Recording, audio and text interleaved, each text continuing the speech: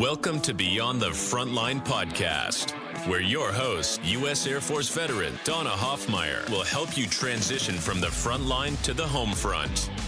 Listen every other Wednesday as we'll bring great conversations, resources, tips, and feel-good stories that will resonate and relate. Now, here's your host, Donna Hoffmeyer. Hey everyone, it's Donna, and it's another great week at Beyond the Frontline. And this week, I have a really special guest, and I am super excited. Jake Rademacher is with us, and if you've heard the name vaguely, it might be because you might have actually seen his documentaries, which we're going to talk about. But if you hadn't, I'm going to tell you a little bit about him. He's the founder and president of I am going to mess the word up, Metanoia. Hey, I did good. Metanoia Films and Perseverance Productions. And I'm going to stop here for a minute and let everybody know that I sound like I have a 1-900 voice, but I just got over a cold last week. So bear with me right now. So anyway, back to Jake. I don't want to give a lot away, but what I want to talk about is that Jake has brothers that were in the military, and Jake wanted to understand better what they were going through. And so back in 2005, 2007 timeframe, he actually went out there as a producer and as a brother, and he actually filmed a documentary of his brothers being there. And what that did was it led him to want to do it again and do another documentary years later of what it was like after his brothers deployed back. And so we're going to get into that discussion a little bit later, and we want to learn about his why before then. But I'm going to give you a little bit, I'm going to make his head fat a little bit, and we're going to talk about all the things that he's done. He's actually received a Presidential Lifetime Achievement Award.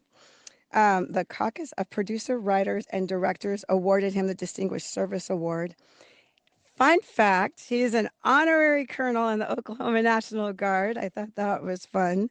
He's a cannon chasing the light filmmaker, and he's a member of the Directors Guild of America. He's a SAG-AFTRA member, and he's performed in theatrical production films, narrated hundreds of documentaries. He has a really nice voice. And he's done some commercials.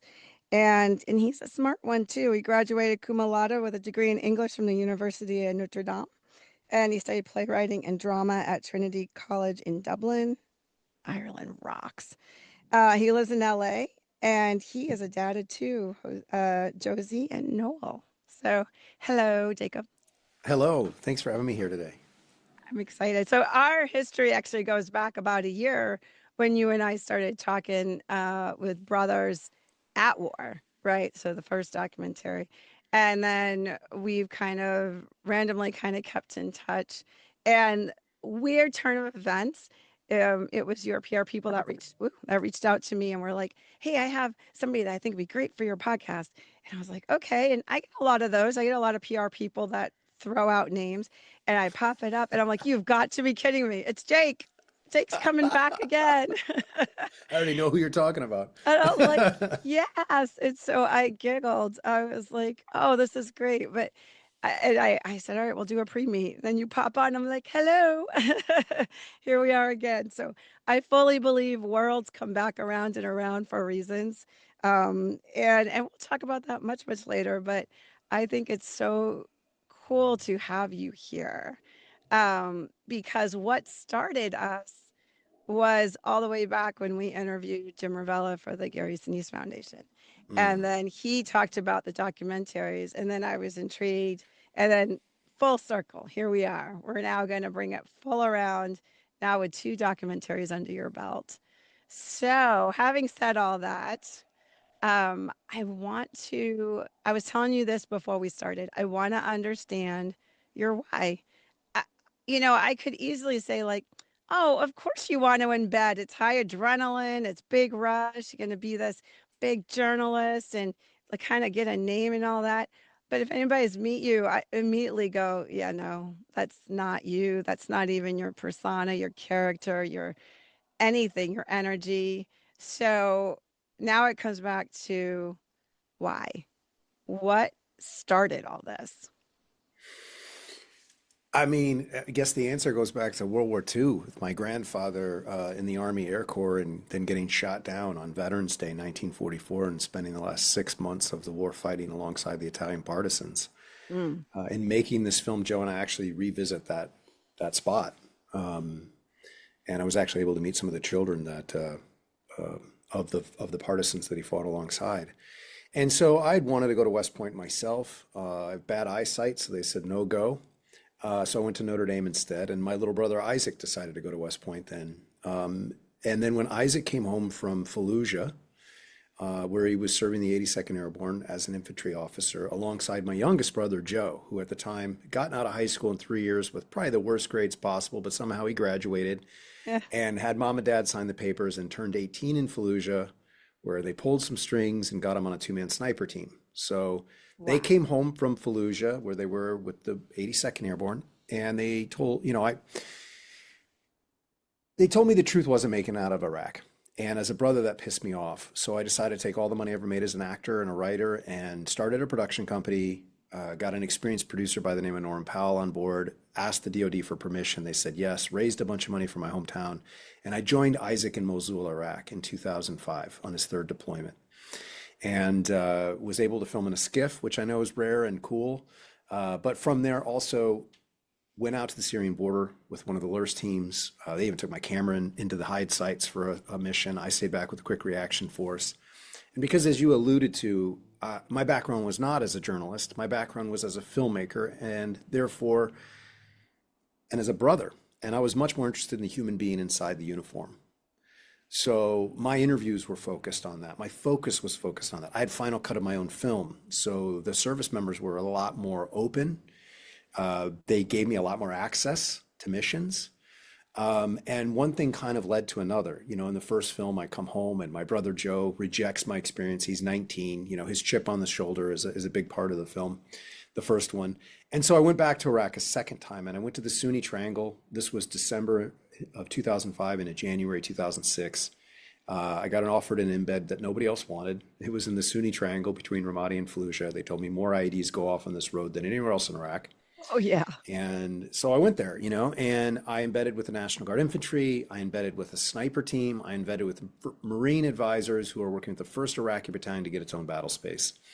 And, going out 6 days a week, getting invited to really put my camera and my focus wherever, it was going to be the most interesting or hottest. I did it, end up getting in a decent amount of combat myself, and in total interviewed about 43 combat veterans in Iraq over both trips. So that film became Brothers at War. Gary Sinise saw it, and we released it in movie theaters. And this conversation wouldn't be happening right now if it had just gone the normal path of a movie release. It played on Showtime. But what happened that I didn't expect was in Fayetteville, North Carolina, Jacksonville, North Carolina, Columbus, Georgia, military couples came up to Gary and I and said, after seeing the film, we just had our first real conversation about his or her experience overseas. I didn't expect that. I'd made the film to try to inform the rest of the public who was really serving and what was going on. I didn't know it would have such an impact within our own community. But I thought, man, that's really powerful. Could we take that a step further? So journaling is something that helped me make my own transition from a machine gun battle on a dusty road to a week later being in Beverly Hills.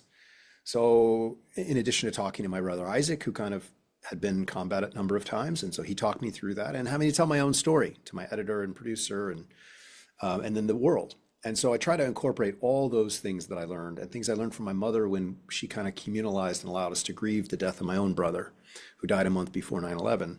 So I put all that together sort of into a package. Gary Sinise saw the journal, loved it. Next thing I know, I'm on a 5-base military tour, and I'm at Fort Riley, and I'm working with 700 soldiers back from Iraq. 400 on one day and 300 on the next. They assigned the division psychiatrist to work with me, who had also deployed with him, Dr. Scott Williams. And we played the film, handed out the journals, what part of the film you most relate to and why. And they started journaling, and then they started communicating. And that has evolved to about 60,000 service members, now veterans, sometimes first responders, families have taken part in all of our workshops and seminars since 2011. In 2019, General Rand took over as the CEO of the Gary Sinise Foundation, and I wanted to make a follow-up. Gary and I struggled to figure out whose idea it was. We talked about it, and I decided after working with so many other veterans, I wanted to follow up with my friends that I had made in Iraq and see how they were doing, how they're really doing. So he said yes. I went to the Gary Sinise Foundation sort of to beg for some time on his schedule, and they got really inspired by what I was trying to do. And so they started funding all of my workshops, and in addition said, we'll fund the sequel to Brothers After War. And we'll do it on one condition, Jake. We will fund this film if you agree to make a seminar for veterans around it, like you did around the original film for active duty and National Guard and their families. I said, absolutely. So in 2019, I set off across the world. I went to Italy, where my brother, after now 9 deployments, was stationed with his wife after she gave him the little ultimatum, which we talk about in the movie. Yeah. And my brother Isaac, I follow up with him. He's now a battalion commander. He's preparing for his 7th deployment. And the pandemic almost ruined my dream of going and being there for his final deployment, but I got special permission from the country of Tunisia to get into the country while it was still closed, thanks to a local producer. So I was able to go to Tunisia, and the film ends with Isaac's 7th and final deployment.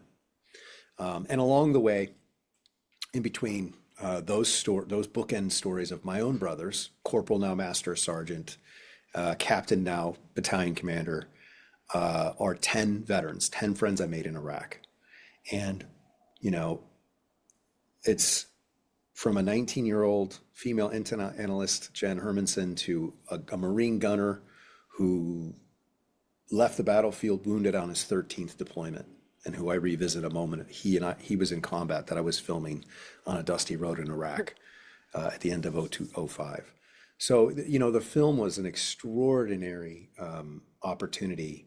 And the pandemic, stretched us out a little bit, but from about 2019 to about 2022, I went wherever we needed to go. One of the vets, Derek, was one of the quick reaction, one of the LURS soldiers I interviewed in '05, and he said, there's nothing like going out at the air, going at the ground 160 miles an hour. So of course we cut to the present day. He now looks like a Viking, and he's a professional skydiver. And so he throws me out at the side of an airplane with him. And that's typical of the film. We have a lot of fun, we go up in the air, we go down scuba diving in Honduras. We go all over, but we also dig into some of the more serious aspects of transition, of dealing with loss. Suicide ideation comes up a couple times, even in my own family. My own brother opens up about it, about a tough moment where he almost took his own life. And he does so for the first time. No one in my family had ever heard that before. I wouldn't probably know that if it wasn't for making the film. And I think that's kind of the beauty of the film is, I had spent this year so many years. I've been working on this project for 21 years.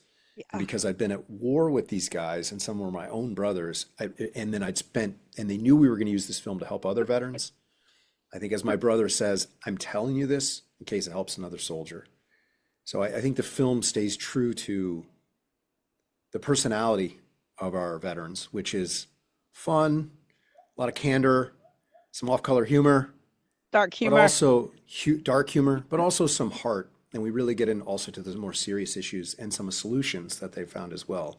And it was very important to me to provide a 360-degree view of our veterans and their families, because that's what I know, as someone within the community. So let me unpack a couple of things. So I laughed when you said skiff. So for our civilian audience, a skiff, I can't remember the official name, but essentially everything's out of it. It's a very heavy fortified office, the space specifically. Can't bring your cell phone in. It's all very specific, so you can do classified conversations in there, yada yada. So the fact that Jake got to get in there, I was like, oh, look at you being special. What's so funny about that? I had no idea at the time it was a big deal.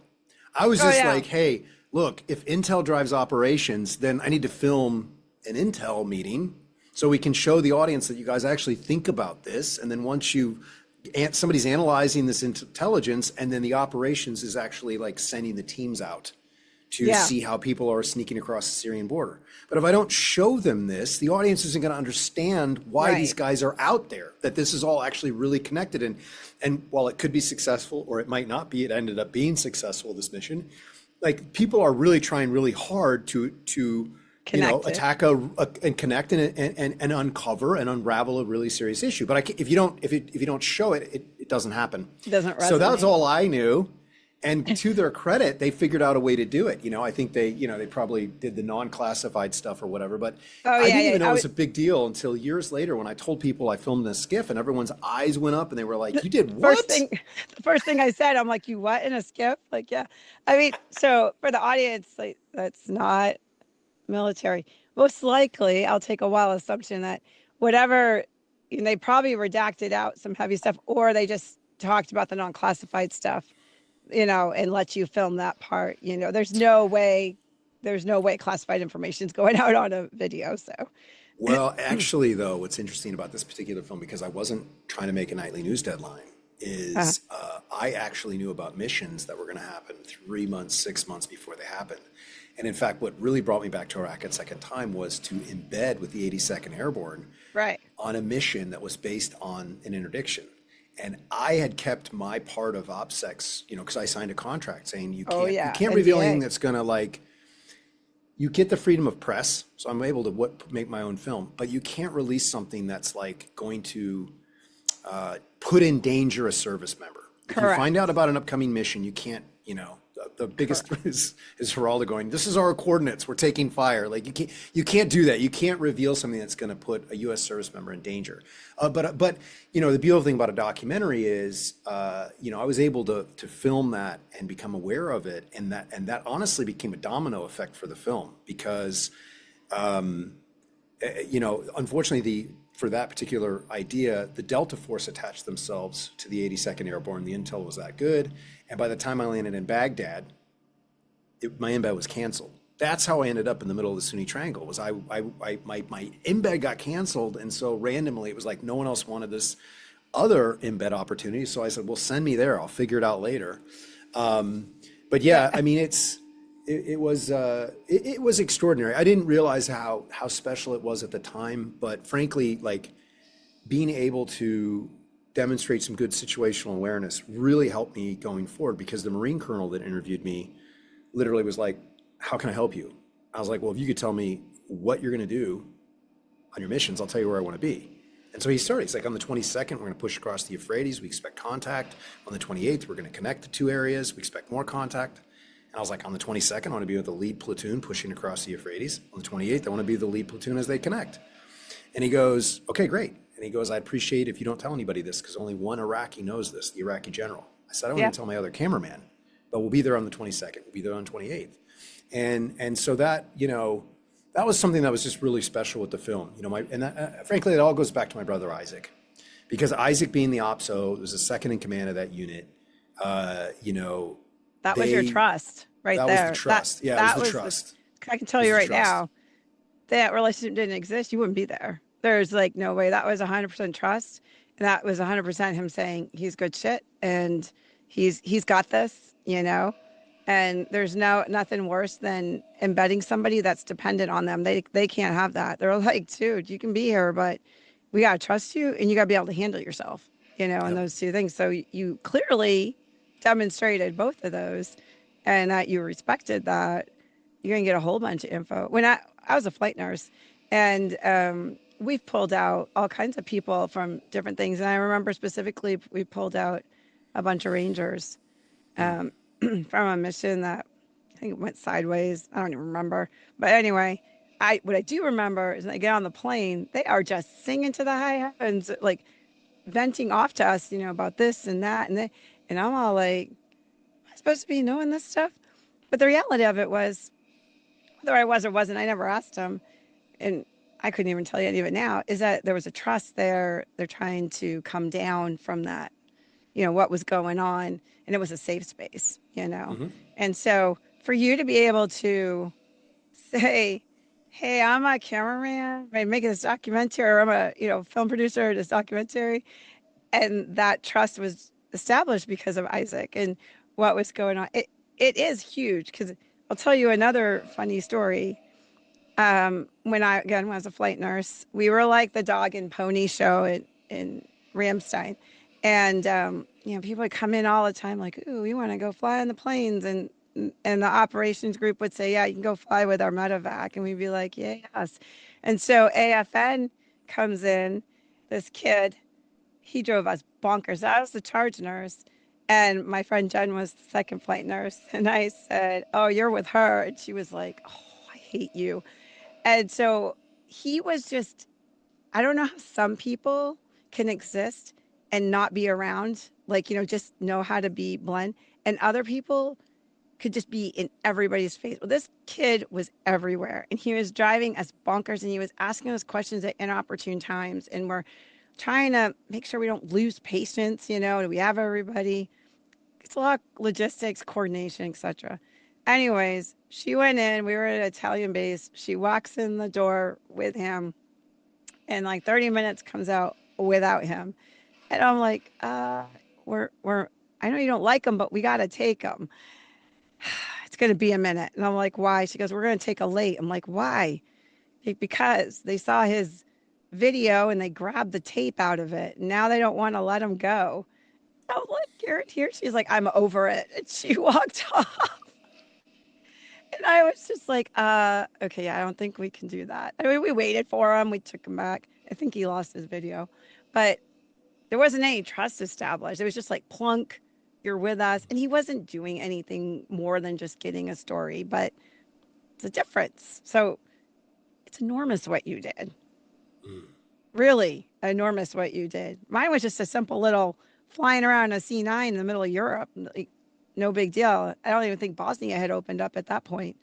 And you are embedding in deployed locations, going into high intel areas, getting information so you know where to be. He wasn't revealing the operation, but he was just like, we're going to be here, there, whatever, and trusting you with that information, right? That's big, very big. So I want to touch back on something else too.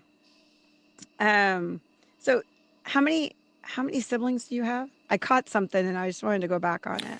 Oh, oldest is 7 kids. Holy crap. 7. Okay. And then you lost one of your siblings at 9/11 or No, not 9/11. My brother died at 20, the age of 20. He died August 11th, 2001. So when 9/11 happened, I had just lost a brother myself Oh, a month goodness. previously. So I was grieving that. Yeah. And so when I saw 9/11, I saw 3,000 lost brothers, Yeah. fathers, sons, daughters, sisters. So it really hit me in my heart. And you asked about my why. I think that event, because context is everything, right? In the context of me watching 9/11, 2 things were going on. One was, oh my God, I'm grieving the loss of my brother. 3,000 families have someone not coming home today. I know what that feels like. In addition to that, my brother had gone through West Point. My brother had gone through Ranger School, and he was at the 82nd Airborne as a platoon leader. I knew he was going to war. The other brother, Isaac. not the one you Isaac. lost, right? Isaac, right? Not the one I lost, right. And then Right. Joe was one of these kids who always knew he wanted to go in the military. So, Right. At 16, he was the one giving CPR to Thad. But at 17, he was joining the military. And 18, he was in a war zone. So very quickly, my brothers were in harm's way, and I could lose one. And you've already some of my lost why, one. frankly, was I funded the film originally out of my very small pockets as an actor. I paid for a cameraman out to fly out there. We sort of I don't want to say snuck on the base because I was a family member and I brought my buddy to film it. But, but that departure, which is actually in the movie, I interviewed Isaac the night before war. Part of the reason I did it was I was like, well, if he doesn't come back and I got to explain to another child what kind of man their father was, I'd like a little help this time. And at least I'll have this interview I did of him the night before he goes to Iraq a third time to talk to his daughter Hunter in the future about. So that was sort of my why as well, was just, I didn't know it at the time.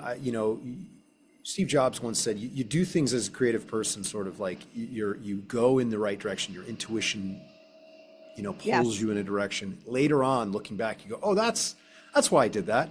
Now that I do seminars and workshops and talk about this divide between those that serve and go overseas and their families and the rest of society, frankly, and try to help them narrow that divide. Now I know I felt that divide. I also know I was going to try to reconnect with my brothers, because when they came back from war, they were distant.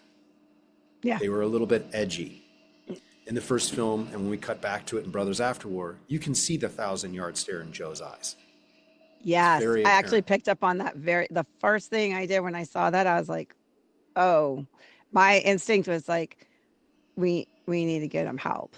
Like Mm-hmm. that's I Mm-hmm. I've seen that stare many times Mm-hmm. personally.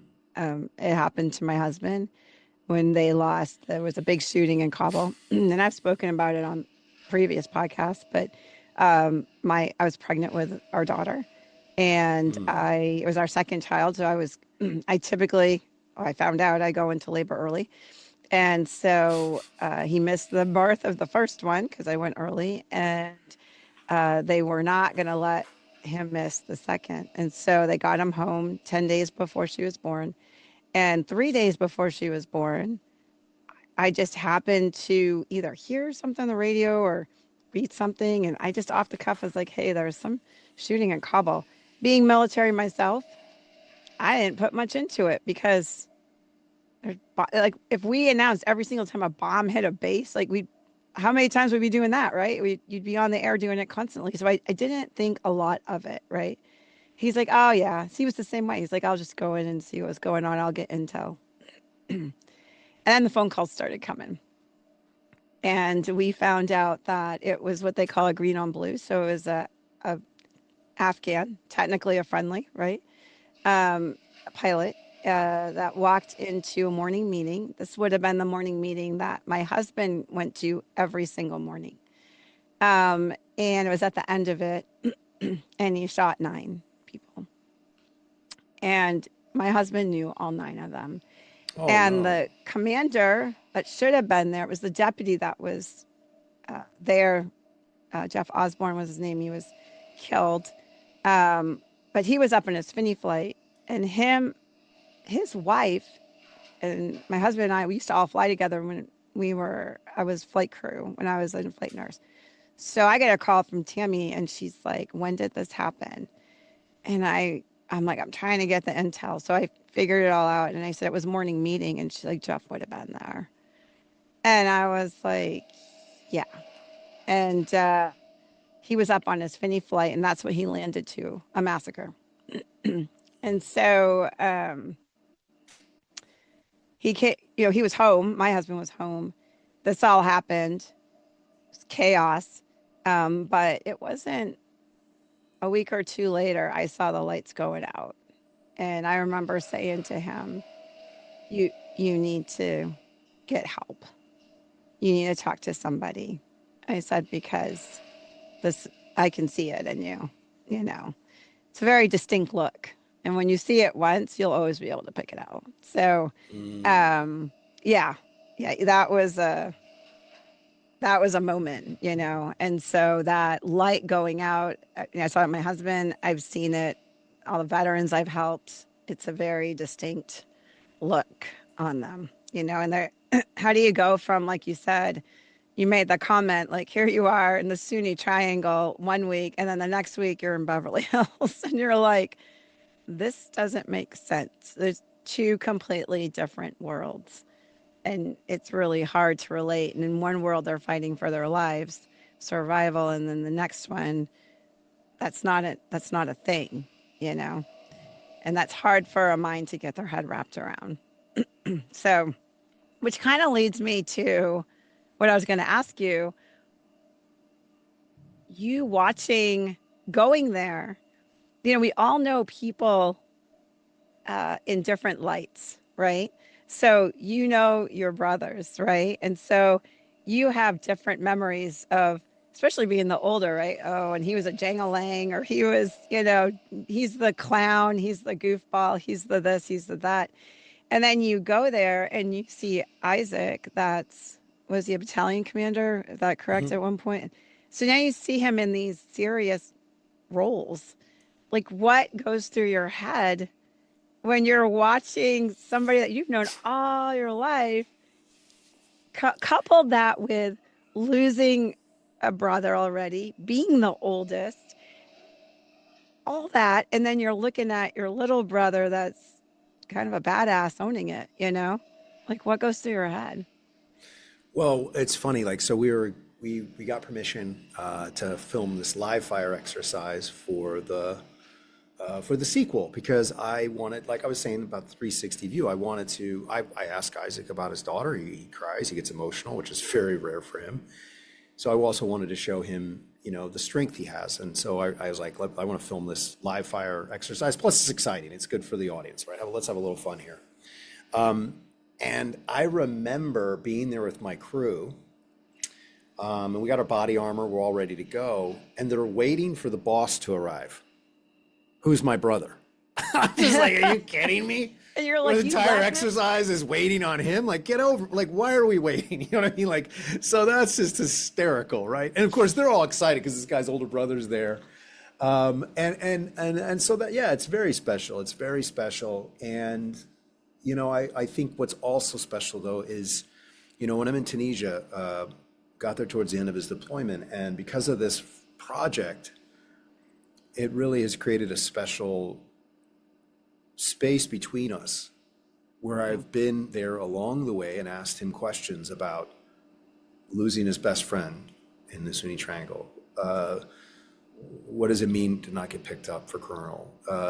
These different things. Like, so when I went to Tunisia, I had the opportunity to sit in the Colosseum that's been there for 2,000 years and built by the Romans and ask him to reflect on his career and what it means. And then we go to a graveyard, we go to a cemetery, American cemetery, where World War II vets are buried, and he's in his uniform, and we're walking through a sea of graves. And, he goes, this is the cost of freedom, because I said, this is daunting. That's the cost of freedom. And he talks about how he's going to make the most of his next chapter for those that didn't make it. And I just think it's just a beautiful thing that I never took for granted, to be able to get inside and ask these really deep and heartfelt inner workings, so he's the boss to everybody else. And I want to show that side of it. Yeah. But I also asked him at the end of that sequence, why do you train your guys so hard? Because I don't want to lose one. And that was very powerful. I remember seeing that. He's like, but that is the answer that I would always expect. That is it. Because I remember distinctly, there was a reservist, I believe, and he was special forces guy, and he recovered his guard, maybe, I can't remember, but anyway, he did some of the recovery, like Lake Charles when the hurricanes came in, Katrina, and he did these recoveries, and they did like a little expose on him because he met this little girl that he recovered like 10 years later. So it was like this thing. And I knew him because he was part of this program that my office ran, helping them get the medical care that they needed. Anyway, I happened to talk to his commander, and I remember distinctly they were questioning some of his not motive, it's not the right word. They were questioning whether or not he was really having mental health issues. Like they were doing this thing. And I'm like, oh, for God's sakes. And I remember having to have a discussion with the commander and made this comment. I'm like, well, they're questioning XYZ. And he says, he said, the only time lately over the last 8 years I've been getting together with these guys is at a funeral. And he said, these guys have been to more funerals than most people have in 2 lifetimes. He's like, so if they have any question, they can come talk to me. Mm-hmm. And so I don't think, I did this one day. I just happened to be talking, and it was a random thought. And I asked, how many people do they know that has any of their military friends that have passed away? Deployment, suicide, something like that. Nobody was less than 2. I rattled off 4 or 5 right off the top of my head. Like, and it was weird because like I didn't even realize I knew that. Like I didn't realize there were that many for me, you know. And now you take these people in 82nd Airborne and different things, and that number is going to go higher and higher. You know what's so interesting? I have to respond to that. So Yeah. I'll tell you the backstory because it just feels like the right format. But because of that, when in 2012, when the Oklahoma National Guard came to me and said, "Would you work with our soldiers, 3,500 soldiers and 3,500 family members?" They lost 14 KIA and one had committed suicide, died by suicide rather, the week before I got there. And so I said, absolutely. And we expanded the workshop. And in the middle of it is a memorial service for Specialist Dane Carver. How Because of what awesome. you just said, because the loss is so prevalent. And we are a grief-phobic society. So it became very important for us to open that up, have them journal about it, have them talk about it. And then if I'm doing the workshop, I talk about my own brother Yeah. and talk about transforming post-traumatic stress into post-traumatic growth. And that has been a part of the seminar ever since 2012. And we took a little bit of a different tact in the new seminar. It's more of a question about suicide and if you have any friends that have ever thought about it, how did you navigate it? But, the story of that scene that I shot that wasn't in the film was a short film that I made about it. I'd met him. This was when I was in the Camp Habanilla. I met him. I was coming back in Brothers at War in the film. His loss is referenced because I was outside the set. I was out filming a civil affairs mission while it happened, and then the snipers kind of I think I told the snipers I was filming them and found out that the guy who joined with him was one of the snipers. So that's all actually in the movie. And then they're Oh, wow. responding to how to respond to his loss. And that's in the film. Well, I came back from embedding with the Marines to make it back for his service. And I'm filming the 21 gun salute. And my approach was very, very different from your friend who filmed you as a flight nurse, in Germany. That was Mine's AFN. much more. But much more, to be like you reference someone else, you don't even know I'm there, to film it, to really capture it. And if I'm going to ask you questions about it, I'm going to get you after your shift is over. Right. Maybe you have blood stains on your blouse, and I interview you right then and there, or we sit down, and that's where I like to do deeper interviews where you're comfortable, you got a coffee or a glass of water, and we really unpack the deeper meaning, like what's really going on inside you. And it's almost an opportunity for you to reflect and to really open up and tell your story in a full way.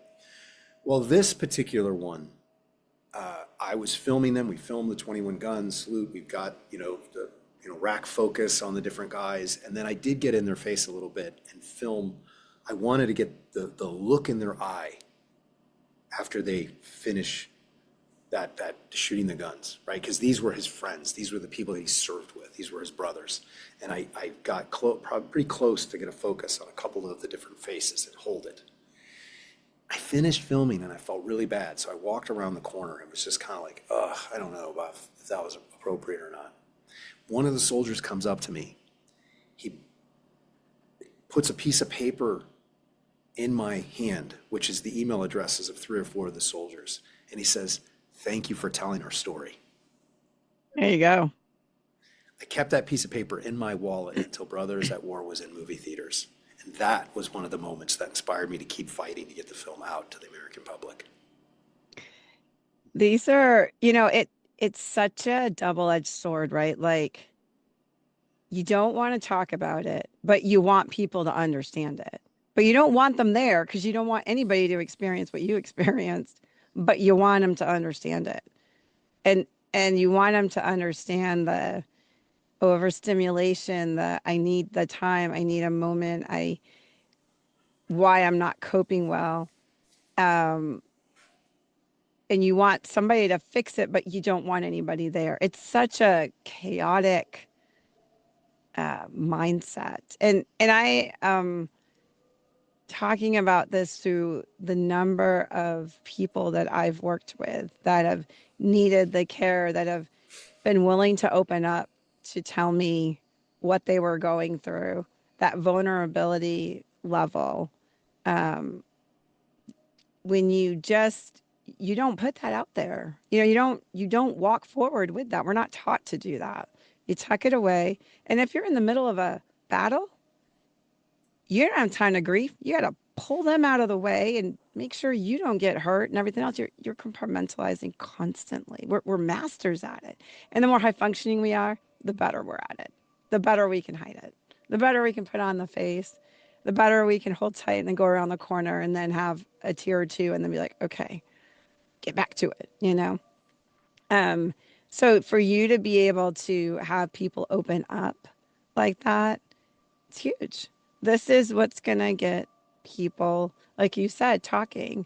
And I told you this, we've talked before, and I've said I think Brothers After War is going to be even more important than Brothers at War, because the after war, this is all our veterans and I say first responders in that because they deal with this in garrison and are in garrison, right?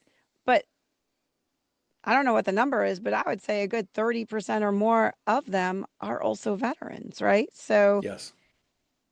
they're, they're there, they're doing it, they're dealing with it also. And so they see that. And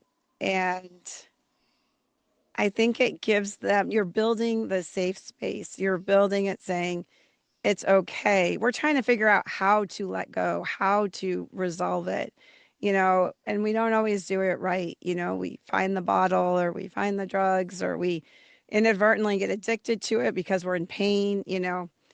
We go on and on about that and the depression and the pain relationship and all those things. The long story is that we're not making the best choices, but we don't know what else to do either. So here's another question that popped in my head because I was in for 21 years, and for 21 years, this has been a problem. And long before me, or my time in the military, it's been a problem. So now that you're doing this, I'm sorry, I got the coughs today. Now that you're doing this, so you are doing these seminars, and the newest one is the Brother After War, and you're doing these seminars. What's the impact you're seeing? Because somewhere, the suicide rate, when we say 22 a day because it's catchy and it's marketable and that's what everybody knows, that number's gone up. You go look at the VA stuff, that number is depending on how they're algorithming it, but the average is, I think it's somewhere around 31, if I'm not mistaken. We haven't gotten better. So what is the impact that you hope to have and that what you're seeing right now? Yeah, I mean, look, in Brothers After War, suicide gets touched on 3 times. That's organic. My brother opens up about it. Big Earn, go to visit him, and one of the guys in the OD community has done it the weekend before. I got there to film his story, so it's addressed. He writes a letter to the family in the movie, and then the 3rd time is Chris McKay, who would give his life for America any day, wouldn't think twice. Is what he told me near the Syrian border, and then no one's at his homecoming and medically discharged from the military, some traumatic brain injury, and then he gets to that place. He tells me when he picks me up in Nashville, and I accompany him to Honduras. And so, the film kind of really dives into that subject a little bit organically. He shares what it's like to be in that place because I asked him, take me through that. What is it like? What am I seeing on the front lines? I'll give you an example. So we went to Newport News in Virginia. We had a beautiful Brothers After War seminar. We had 84 veterans and their family members watch the film together. Our seminars are 4 hours long, so we play the film, and then we do 2 hours of journaling and group discussion. So we do the journaling, we do the group discussions, very rich conversation. After the seminar, 3 veterans that are there go out to the Mobile Vet Center and sign up for counseling. The VFW commander, 22-year veteran of the Navy, who had worked to bring me there and spread the word, called me 2 days later and said, Jake, Brothers After War, the movie and the seminar saved my life. I think that's pretty indicative frankly, of what we're seeing. You know, I was doing a workshop in Atlanta. We had a Vietnam veteran who come and say, I'm tired. I'm really struggling to live right now. And I came here today because there's nobody else in my life I can talk to about it. And one of my trainers said to him, you know, I've been there. I was there this November, and it sucks to be there. It sucks to be in that place. And one thing he said is we're holding space for people to be able to, you know, model that behavior. You know, USC did a study, 30% of our community are going to be at risk for suicide at some point or another. And one thing I like to say in the seminar is that kind of number, there can't be a stigma around it. We got to be much more comfortable about talking about it, acknowledging it. It's okay to feel that way. And we, you know, to better know what to do if we feel that way ourselves, or how to avoid even getting there. Like what are the things that are left untreated? I'm going to end up in that path. You said something very interesting. You said we don't know what to do. I think that's one of the things we tackle in the seminars. You know, the film has a ton of what other vets have done to process their experiences. Or, you know, one of the snipers talks about going to talk to a counselor 22 times. And now his wife says he's the best father of a girl with special needs. You know, a Joe opens up at the end of the film about going to counseling for his anger. And now he's remarried, and he starts the film with 4 children, and he ends the film with 5 children. Yeah. You know, there are things that can be done. And I think what we're doing in the seminar is we're tapping into an ancient warrior tradition. We're reclaiming it. The Greeks created theater because for 80 years of continuous war, they had to figure out a way to explain to the rest of society what war was like and what coming home was like, which is when the ancient Greeks said the war really started. And so they created theater for warriors to act out different homecomings, different things, and also for society to better understand. That tradition was picked up by the Native Americans. They used to have their warrior circles. They used to have, you know, ceremonies where they would welcome the braves back, and it was run by veterans. Drum circles. They had that laying on of hands where the tribe would absorb their sins because they did them for the tribe, and then they were allowed to touch the children again. And you know, I think what we're doing is reclaiming some of that. Journaling. Julius Caesar journaled. Marcus Aurelius journaled. Journaling is an ancient warrior technique that warriors have used to make sense of their experience for 2,000 years, if not more. So we're basically offering these practices up. We're using the power of story. We're using the power of story and then asking people to start to journal about their story. What part of the film did they relate to and why? And then we open up the conversation. And we bring the conversation into some of the darkness, but also some of the light. We also, you know, we end, you know, what's your most positive memory? What's your favorite memory? Because all of these things are important. You have to be able to be connected to all parts of your story, all parts of your past. And I think it's important to know how it works. You know, some of our veterans, I've discovered, feel like they were told, put it in a box and shove it away. Well, that works temporarily. That works when you're in the firefight. And I've been there, I know that. But it doesn't work long term. And so it's very helpful for them to say, yeah, you got to kind of pull that out. You got to clean that dirty wound out. And if you do, you will start to heal. Those nightmares may recede a little bit, but you're going to have to talk. Or if you have a moral injury, this is what that looks like. Here's some things you can do, you know, to talk about some of these practices, because sometimes these wounds are not just mental, they're spiritual. You know, there's things you have to acknowledge that, you know, it's a holistic look at this that I think is important. Sometimes maybe they've had a bad experience with a counselor. They've tried it. And one thing, you know, 2 of my trainers have doctorates in social work. So let's say 50% of the counselors suck. I agree. And you agree. Oh my God. The other half will save your life. Yes, And I agree. so they're like, you got to find somebody that's the right fit. It's not necessarily that particular talk therapy, but maybe the person you're talking to. But there's other things that people have done, pilgrimages, you know, so the point is to acknowledge that coming home and reacclimating and making the most out of your next chapter is actually a thing. It's actually difficult, and some people would say more difficult. But there are both pits and things that can get in the way, or thought processes that are not helpful, but there are also a ton of things you can do that are helpful. And I think what I like about our seminars, in 4 hours, we're trying to actively do something in the room. There's no PowerPoint, there's no explanations. We're trying to create a group experience, where as a group, they watch the film and relive some of their own story. We ask them to see their story and the story of the 12 veterans. And after that, we give them a private place to reflect about their own experience and give them prompts in 4 different key parts of it. And then we facilitate a conversation. So they either sometimes for the very first time, I mean, I've had vets for the first time in Montana, a vet, his hand is shaking. He's saying, I've never told anybody this before, but I rode my motorcycle off a cliff and I woke up to somebody giving me CPR. I was so distraught after leaving the military after 12 years when I didn't want to leave. And it was another veteran in the room that prompted it. I relate to what you said. I'm going to talk to you afterwards. So they're making connections in community, and he's realizing he's not alone, and then he's opening up for the very first time. And I've been doing this long enough to know like that's medically significant when somebody finds the words for the first time to tell their story. And then his brothers sisters are holding space for him. So he has a community there. Some of these things I think need a little bit of a community approach. And so that's what we're doing. I think we're priming the pump. I think that's the beauty of what we're doing, bringing people together. It's an experience everyone can appreciate. And then sometimes, somebody will say something and I'll be like, maybe you ask, how are you navigating that? And they'll share what's worked for them. Other times they're stuck. They go, I'm not. And we'll go, well, you want some advice? Want a thought? And we'll share some of the best advice we've heard or, from working with lots of different people over the last 21 years. And so it's nice to be able to say, here's something that might work for you. Have you thought of this particular EDMI therapy? Have you thought of this? Have you thought of that? Maybe you didn't make a pilgrimage. Have you told your family why serving's so important to you? Because we also do pre-deployments.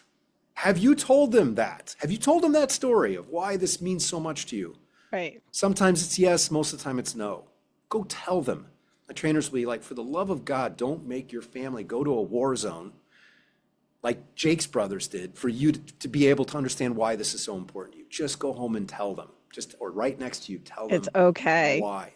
It's okay. So, it's you talked about your husband's experience, and the look in the eye that you recognized. Some spouses don't always know that or don't know what to do, and I think we're trying to create a space where someone like that can come into the room and learn what to do.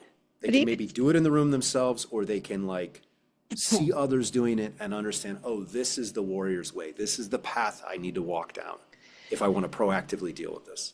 Would you contend that there is, you said this and it made me stop and think, so that the spouses may not recognize it, or they recognize it and not know what to do? Do you think there's some forest through the trees kind of things going on where they're in it with them, they are dealing, it is, and I know sometimes it's overused, but it's vicarious PTSD, they're dealing with it. I have somebody right now, it's just what popped in my head, and they're going through it with their spouse. And this person is a first responder themselves. And they reached out to me and they're like, I need help. And I was like, I gotcha, and we're working on it. So what do you think? Do you think there's some of that forest in the tree? 100%. 100%. Kind of a baited question. The third interview I ever did was with Jenny, my brother's wife, who is also a captain in the 82nd Airborne. The fourth one was Danelle, who was Joe's fiance, eventually wife. I was blown away by what the spouses were going through. In the new film, I interviewed 7 of the spouses, plus my sister-in-laws are in there. So that's 9 out of the 12. And one of them, who was a former member of the Navy, I wanted to interview. She's just too camera shy. But we were like, look, we have to film Gunner with you. Because one of my cameramen was an Iraq vet and had also been in the Navy, so she really liked him. Everybody liked Thomas because he had served for 11 years in the Navy. He was a former E7. So Thomas goes, we don't want people to think Gunner's living in this big house all by himself. So she's like, okay. All so right. we got them to play, they're playing a board game, which they would normally do, or a game with dice or something like that. And then we got a beautiful shot of her walking out to the pond in their backyard. So she appeared in that way. But the other ones, I did interview, and I also learned, from working with, Scott Williams, the spouses are the truth tellers. Oh yeah. They really know what's going on. So, I sometimes found out things from interviewing the spouses that I then would weave into my questions and interview of the service members in the film. So, I knew that was a really important element, and so they make appearances in the film. And then we literally have a section dedicated to them, because after we explore suicide a little bit, we go to the spouse video. And it's a 3-minute video I made. I knew I was going to do in seminars, so I did full interviews with the spouses, not like a couple questions, but like 2-hour interviews. And they talk about what it's like to live with veterans. And so the question then is, what's it like to live with veterans? If you're a veteran, what's it like to live with you? And I'm on both sides. I I'm know a you are. veteran and I'm the spouse. You could go either way. We give you extra time. You'd have to answer the question twice. And it would honestly be great for you to answer that question twice, because it's 2 distinct roles, right? It is. And it's great. It's amazing. So yes, and then the other thing, I have a workshop. We created a workshop just for spouses. That was also something the Gary Sinise Foundation sponsored, and we did it. It's interesting. I was at Camp Pendleton earlier this year, and I was talking to a group of probably a couple hundred spouses. It's a Mill Spouse Fest or something. They asked me to pop in down and talk about our seminars.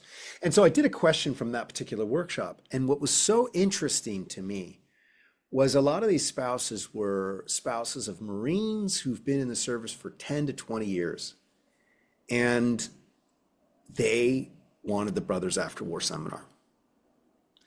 And the reason why, and they wanted me to do it with them and their spouses, because they didn't always know how to handle it, what to do. Like, they can see the issue, they're experiencing it firsthand, but they don't know how to help their Marine unpack it or what the next step should be. You know what I mean? They could, so, and I mean, that's where we come in, right? We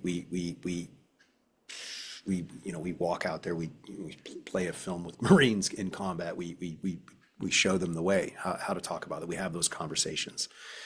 So, and even, kind of dropped into a conversation I wasn't expecting to have, which was, hey, listen, if they start to open up, it's okay. Just let them open up. Don't try to fix it. Just listen. Just take a knee, hold space, just listen.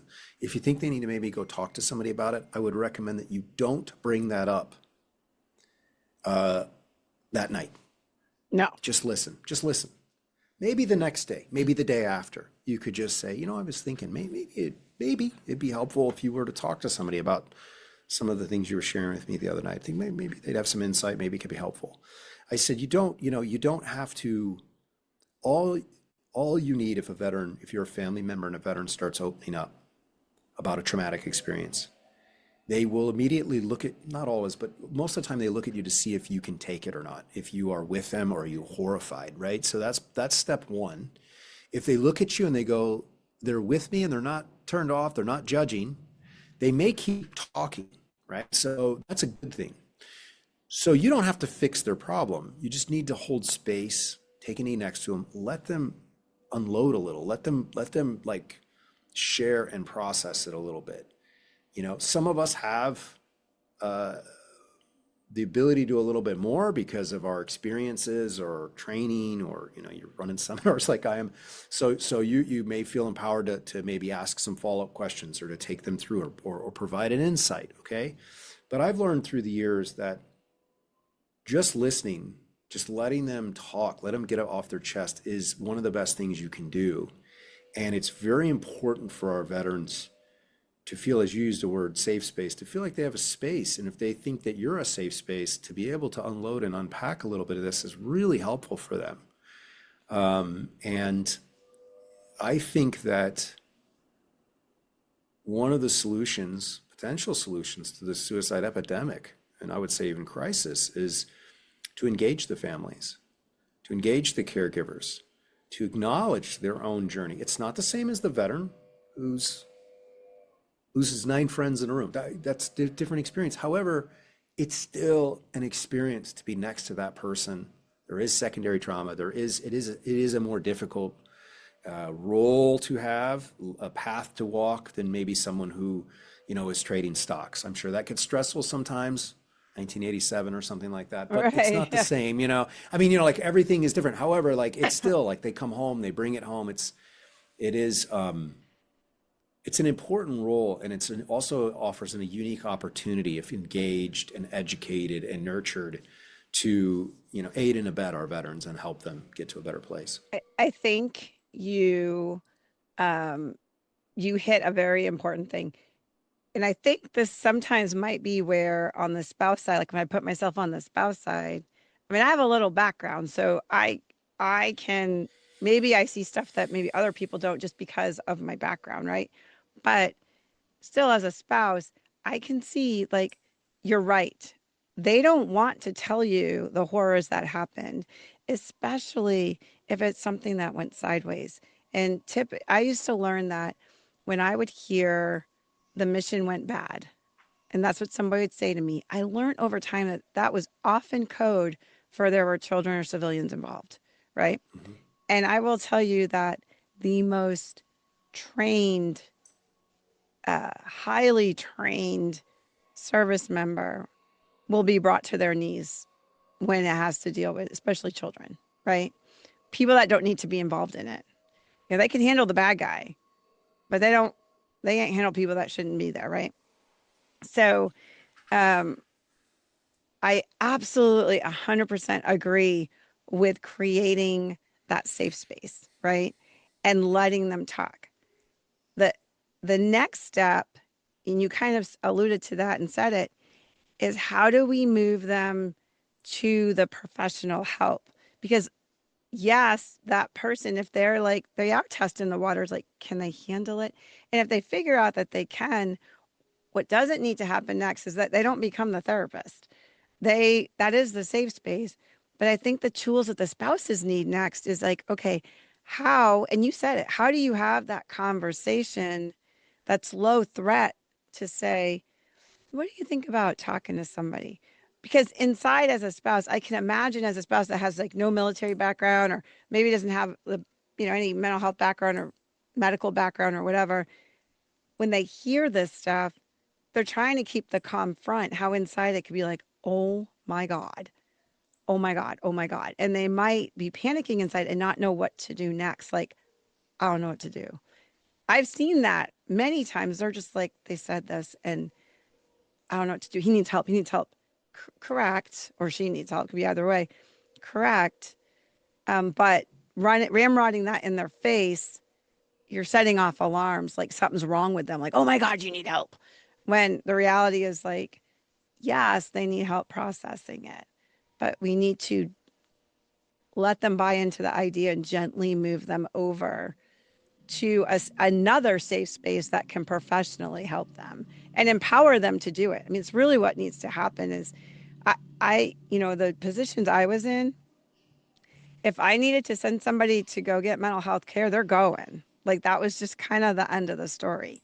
I had the ability to go, that's going to happen. What what I learned and I kind of knew is that I don't care how much authority you have to go get help. If that person isn't in the space for it, you could give them the most top notch, cutting edge, best evidence based practice technology, and it ain't going to help them. Not going to help them. They're not ready. And the question is, how do you catch them in that sort of free fall to have them detour off to help versus continuing to sink, right? And I think that's a space that spouses, and rightfully, this is not like, oh, they suck, because not at all. But I think that's the scary space for the spouses. Like, I know what they should be doing, but I can't direct them there. I can't drag them there. I can't, like, what do we do? How do we do that? And that is that's why those spouses want to be there within the brothers after war. That's why they don't want their own space. What they want is to sit there, watch their reactions, and then kind of do a telepathic, this is what I'm talking about. And learning from you guys how to help swing them there in an entire supportive environment of other veterans. And the spouses get to sit there and go, see, I'm not crazy. and we can do this together, and look what's around us. There's resources. So you really, I get why they want to be there. Scary ass space to be, you Well, know. it's funny. You're making me think of. I was just in Las Vegas a couple weeks ago, and there was a Vietnam veteran there, and he opened up about he was a clerk in Vietnam, and never go anywhere without your rifle and your handgun, even though he was a Right. clerk, right? So when he came home, he always wanted to have his handgun in his car, and it would agitate him if he didn't have it because he had to have it. And he talked a little bit further about his experience. And this was only the second time he'd ever gone to an event with veterans. And he'd gone to the VA 6 times, and they started talking about Vietnam, and he popped out and never went back. And his wife then took the mic, and his wife says, I've been married to him for 58 years. We never knew why I had a gun in the car. Yeah. We never knew why he was agitated about this other thing that he just told you. She's like, this is huge for him Yes. and me. It's huge for him to tell you this stuff because, like, it's like feels like you said, a safe space. He could talk about it, unpack it, get a response, can share a thought with him. Mm-hmm. And his wife now knows why he was doing that. So to your point, like that just really lends itself to what you just said. Mm-hmm. Yeah, there's a lot of things vets can do. They can talk to a friend, they can talk to somebody that was there, they can talk to a professional. It's every situation is a little bit unique as far as, what to do as a spouse in that situation. But, I would almost always advise really to listen, but then maybe get some care yourself, maybe if you want to Most talk to somebody or definitely. talk to another spouse, because the reality is once you actually take care of yourself, you put that oxygen mask on yourself first, you start to understand how the human mind and how psychology works and how the process works. You're much better positioned to maybe suggest it to somebody else. And they may even be inspired by you. I mean, frankly, like what we do in the seminar is how I overcame the loss of my own brother and grieved his loss. We did that as a community. It's how I went from a dusty road in combat in Iraq to Beverly Hills and editing a film and, having to tell my story, having to process it, benefiting from my brother Isaac calling me and telling me what to expect. So all that, Right. all those things that happen inside my mind, the nightmares and all that stuff. Like I was like, oh yeah, he told me this was going to happen. This is interesting. I knew he normalized it for me. I knew it Yeah, was you were part ready. of Yeah. the process. But myself, a trusted colleague, actually, Dr. Melissa Wasserman, who's been studying the workshops and has a paper coming out on American psychology at the end of the year about our Brothers at War workshops, because she surveyed about 1,200 people and did a thematic analysis on their responses. She told me in the process of working with her, you need therapy. And I was like, why? She goes, for betrayal trauma. I go, what's that? She goes, you married someone and they stole your children and took them to Europe. That's a Yeah. betrayal of trust.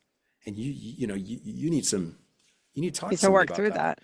Yeah, you got to work through that. So I was like, and she was right. I had gone immediately into fight mode. I'd done what I talked about earlier. I put it in the box. I didn't grieve the loss of my marriage.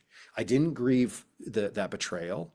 I fought for my children, and successfully so. 7 months into that insane battle, which was worse than anything I ever experienced, I was given full custody of my 3-year-old daughter. And 15 months later, I was able to get Noelle here. Yeah. And, tonight I'm going to take them to the University of Notre Dame. We're going to get on an airplane, and they now live here. They're doing great. Their mom lives here. The kids go Oh, back and forth awesome. 50-50. So, it was 2 years of hell, but it got me to a good place. So I survived. I did what I needed to do. I completed the mission, right? But the reality was I didn't have time to emotionally process the experience. So, my dad's like, ask her who she recommends. He's like, that's what I do as a doctor here in Illinois. I was like, who do you recommend? So I looked at a couple of her colleagues. And then I was sort of resistant myself. And we're having meetings about her work analyzing my project. And she'd be like, so did you call Denise? I'm thinking about calling Denise. I think I'm going to call her. I think I'm going to, I'm getting closer. She's like, I'm glad you're thinking about calling her and you're getting closer to calling her. And eventually I was like, okay, this is ridiculous. So I called, did a consultation, and then set an appointment. And Yeah. it was awesome. It was a fantastic experience. And it was also eye-opening for me because here I've processed the loss of my brother, processed going to war and combat and all the things that people have told me. Found other ways to do that because there are other ways, but there is a time and a place for every therapy. And for me, talk therapy was the right thing because I did need to go back in time. I needed to unpack that Yeah. experience. I needed to understand kind of what had happened. Another one of our trainers said, it's your journey.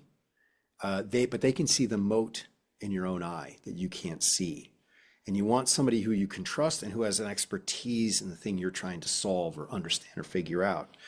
And I benefited from that so much, so tremendously. And it really, the other interesting thing about going to therapy is not only do you typically move the needle in the area of your life where you were stuck, all of a sudden I'm dating women again, and all of a sudden now I'm in a relationship for almost 3 years, with a woman who's currently serving, actually. So full circle there. But you also, my mother even had said, you just seem less anxious, seem calmer. Like, so you overall lowered the anxiety level across the board. And so, it's interesting for me. I was also grateful for the experience because here I am out here working in front of veterans every day. So it's nice to be able to, everything we do is we teach from lived experience, right? Some of the folks have doctorates of social work, but it's nice to have that lived experience to go like, I know how this works. It's worked for me, and to be able to be specific. And it's also interesting, if you can imagine, to be showing and demonstrating a way combat veterans can process their experiences, build communication within their families, and say like, this, what I'm showing you right now is what worked for this, but this divorce thing over here, I actually had to go talk to a therapist. Yeah.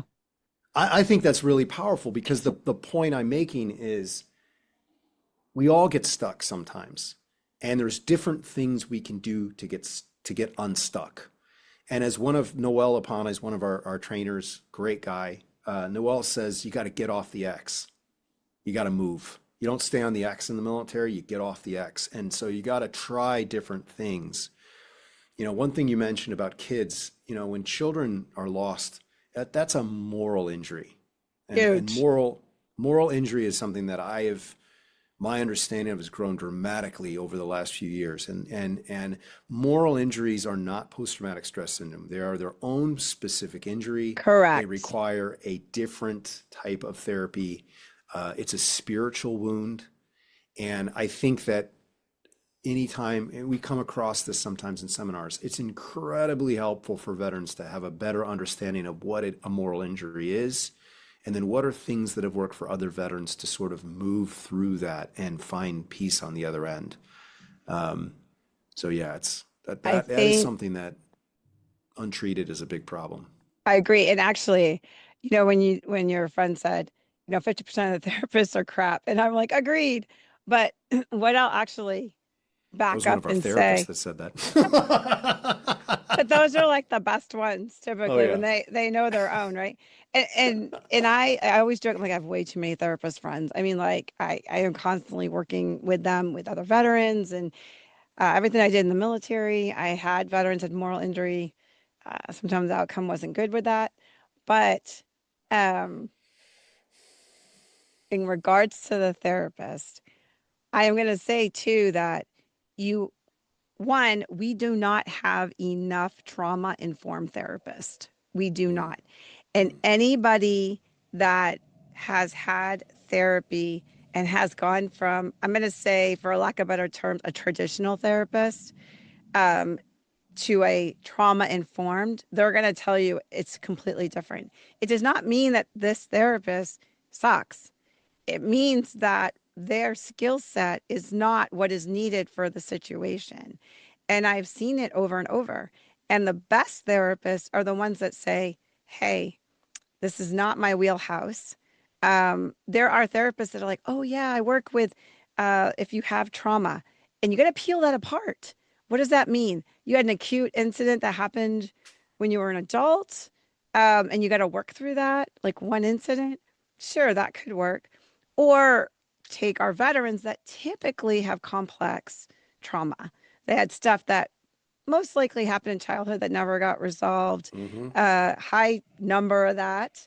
And then they come over in the military, and a lot of them come in the military because they're looking for structure and routine and safety and security, right? So let's come on over here.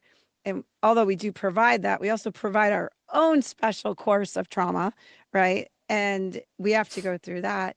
And then you come out on the other side of it, and then it's complex, right? And it's childhood, it's adults, everything. And we've had care for none of it. And that's when we get into trauma informed therapists. That's a whole other level. And there is not enough of them. And there are good therapists that are like, I don't do trauma informed. I just do garden variety, anxiety, depression, that kind of thing, mild, PTSD that you can handle with once a week treatment, maybe that kind of thing. Um, and yeah, they'll be like, let me find you somebody else. I wish we had 10 times the number of trauma-informed therapists. It's a whole different ballgame. It is a whole different ballgame. And those are the ones that will also handle your moral injury people, because I completely agree as a whole other level. It's a whole different area of trauma. We don't have enough of that. That right there is where we're missing. Because on our side, the non-mental health side, right, we're like, okay, let's go get you care. And you get them in there. And in our head, we're like, rubbing our hands together going, okay, we got them in. Yay. And then in our heads, we're like, go get better. And then they may or may not. And then we're just like, what happened? Okay, that wasn't a good match. Let's find another one. But we need to understand why. Why wasn't that a good match? But there is also a good group of therapists that they should not be therapists either. But there are a lot of really good therapists, but it may not be the right fit for the person. And to what you said a while ago, which was, you've got to advocate for yourself, which is really hard when you are going through a lot of crap. But if that's not a good connection, and I tell all my veterans when I'm getting them into mental health care, I'm like, listen, we're going to start here.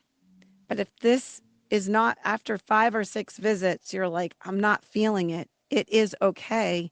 Come back to me. We will talk about it. I will show you how to advocate, and you can go look for another person. And a good therapist will say, let me help you. Not a problem. Let me help you. Right. So we need to give credence to that, because the mental health, there's not enough to go around, period. End of story. There's not. There was not, the military is not set up for the trauma that our service members incur. They're not. I know. I lived in that world. I dealt with them. I got people in there. Are they bad therapists? No, they're not. But they don't have enough space, enough capacity to handle what's coming back. Nor does the military make them resilient. They do in special forces and stuff like that. They'll invest the money into it. There's a whole resiliency component that the military does not collectively and holistically invest into. They'll do that for their 1%ers, because they just put $1 million of training into them, and they want their pound of flesh out of that. So they're going to invest in that. So they know about it.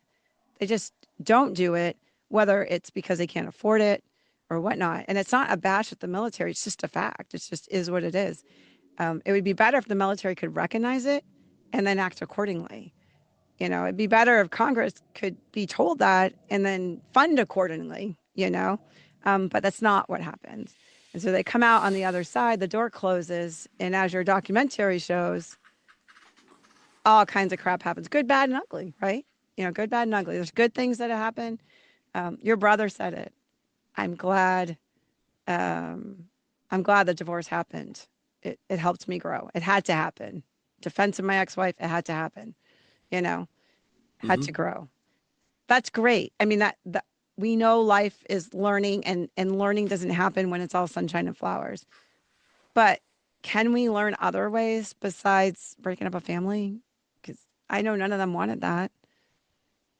What else can we do? So I think what you're doing, I'm going to talk to you all day. If I don't wrap it up here, I'll end up talking to you all day on this.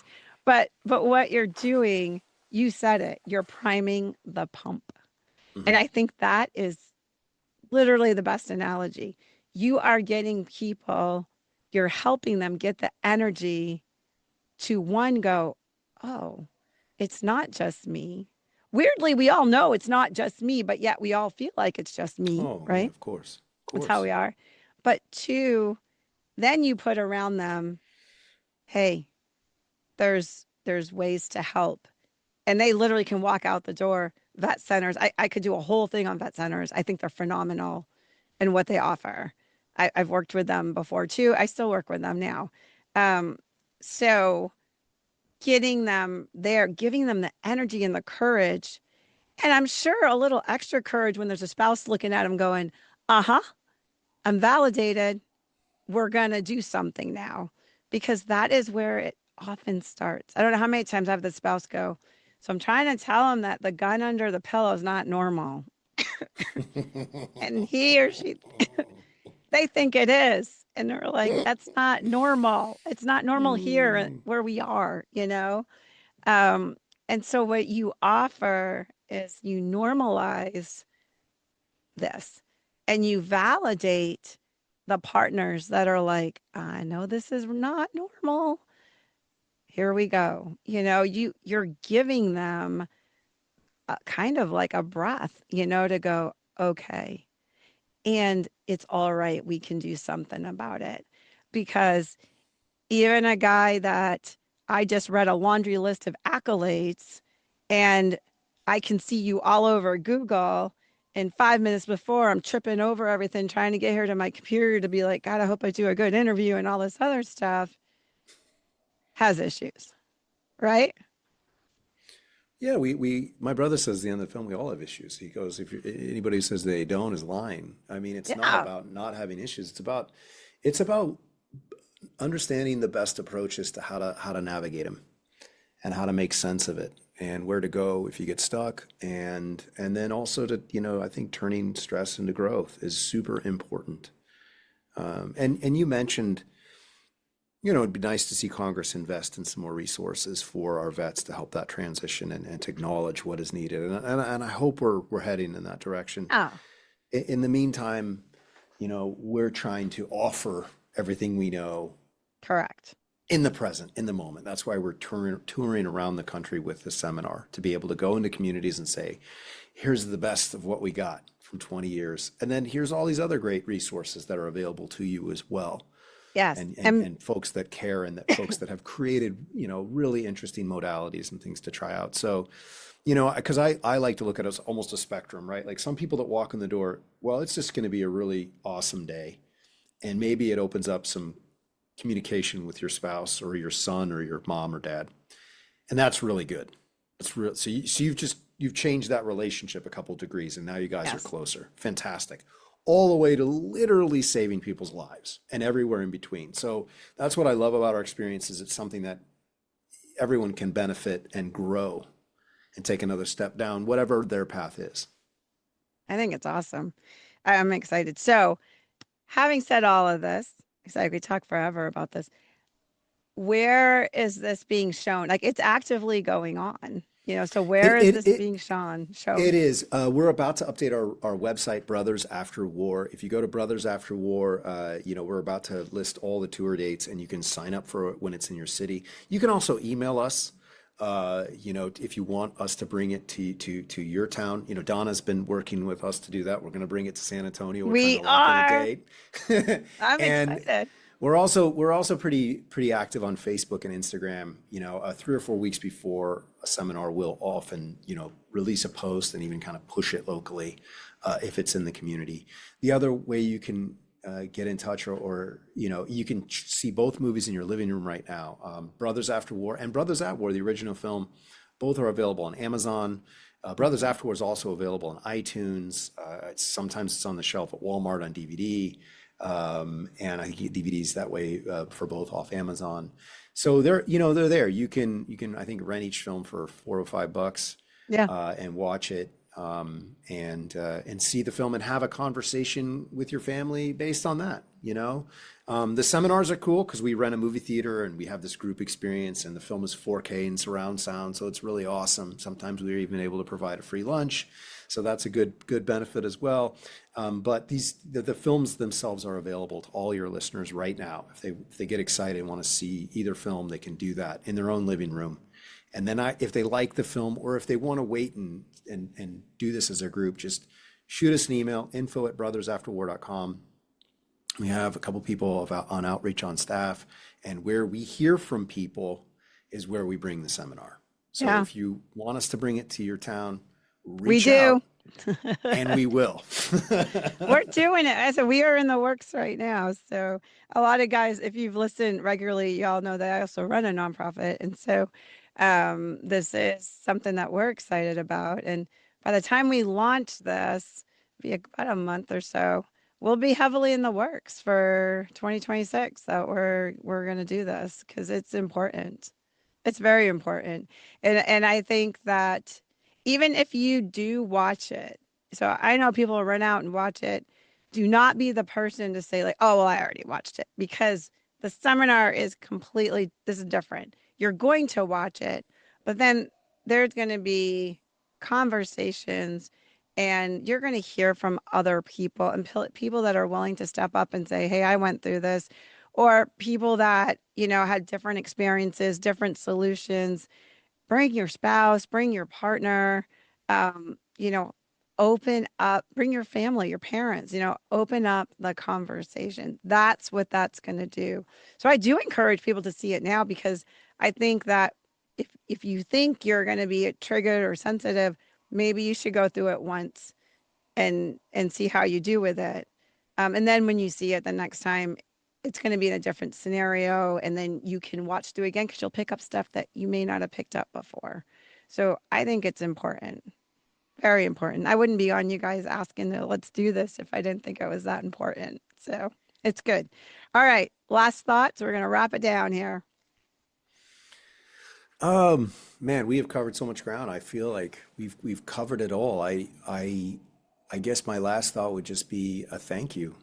Thank you to everyone that's listening that serves us in any way, whether it's as a veteran. Thank you for your service overseas and back home. Every job is important. Everything is part of it. Thank you to the family members that support them. Thank you for the first responders that never know what day they're going to get exposed to the wrong side of humanity and then have to go home and play with Johnny or or talk to their wife or their husband. So, thank you for taking that on for us. And,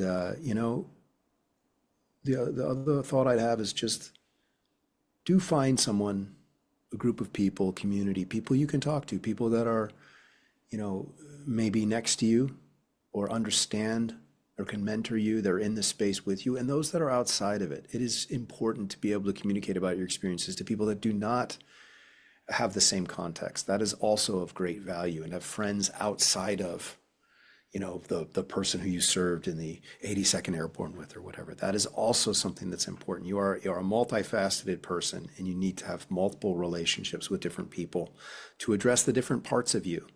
And if there's something inside you that's been sitting in a dirty, rusty box for a long time, I encourage you to find a way to pull it out and put a little sunshine on that wound and let it heal a little bit, because you matter, and on behalf of my kids, I've been to some sad places in the world where they've never experienced freedom. So I just want to say thank you for my children's freedom and everything you've done to give their children this blessed thing called freedom. So I want to end just with a thank you.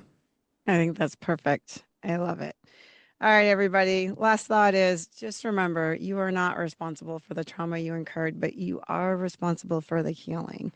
So from all of us here at Beyond the Frontline and our parent podcast, which is Coming Home Well, we are deeply appreciative. We are deeply thankful. We do all this for you guys.